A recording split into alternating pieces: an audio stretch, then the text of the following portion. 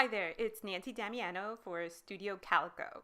Today we're going to take a closer look at the Starlight kit. We're going to make a super simple page with a lot of graphic punch.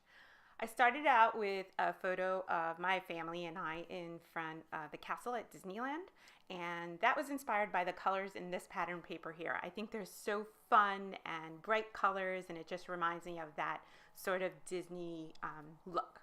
So I'm taking a bunch of the different pattern papers from the Starlight kit and punching them with a 2-inch and 1.5-inch circle. So I want sort of an explosion of circles and text, and that was my idea. So I just took a few of the patterns and scattered them around the page, and we'll see how that works out.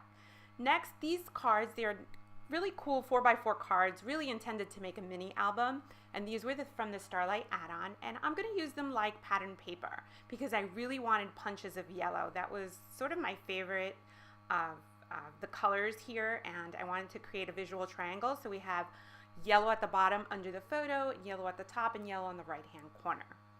Next, I'm going to add some stamping right under those circles just to make them stand out and give me little subtitles.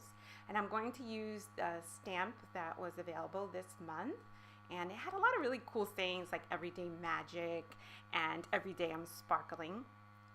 And I'm going to stamp them directly onto my background.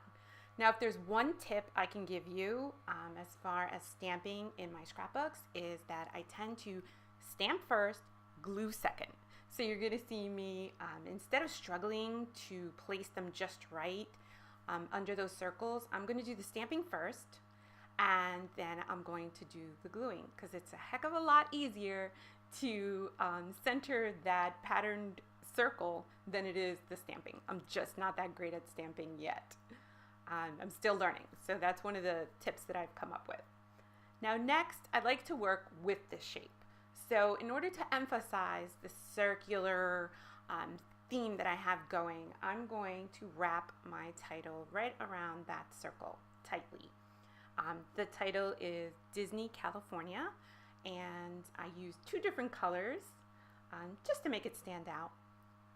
And then I knew it wasn't going to go all the way around the circle. You can do that with the date, but it didn't. I needed something extra, so you saw that I used the dots from the eyes in order to extend that design around the circle just a little bit more. Let's just add something a little interesting.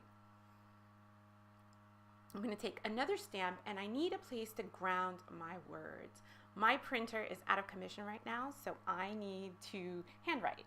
I'm a big believer in use what you have. Right now I have no printer. I'm going to use my hand. I'm going to do the printing by hand, and I needed a place to ground it, because I'm not that great at keeping things square. I added a few more circle punches. I needed a little bit more pops of color, and I also added some words to the bottom there. You see how we had 3 at the top, 3 little stamped subtitles, and I needed a little more black, a little more weight. So I'm adding a little few more lines of text to those circles. So, and there I am, stamp first, glue second. We're going to add 1 circle that overhangs over the edge of the page, so it doesn't look so boxed in. It lets the design float out. That's what that little tidbit does. And we'll just cut it off, and that adds a little design interest. There I am, adding the words. This is something I rarely do, but I think it's important to put your handwriting in your scrapbooks, even though it's a tiny square. That's as much as I'm comfortable with right now. Now, I love how this stamp set comes with words that fit inside that little box, and so I used This Is My Favorite in hot pink just to make it stand out from all the writing.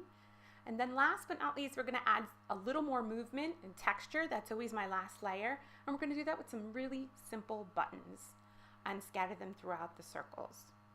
And the very last touch, a contrasting shape. So rectangles, 2 little stamps, 2 little floating stamps, and that completes the design. Super simple, super colorful, super fun. That's the Starlight kit from Studio Calico this month. Thanks so much for watching and joining me. I will see you next time on the blog.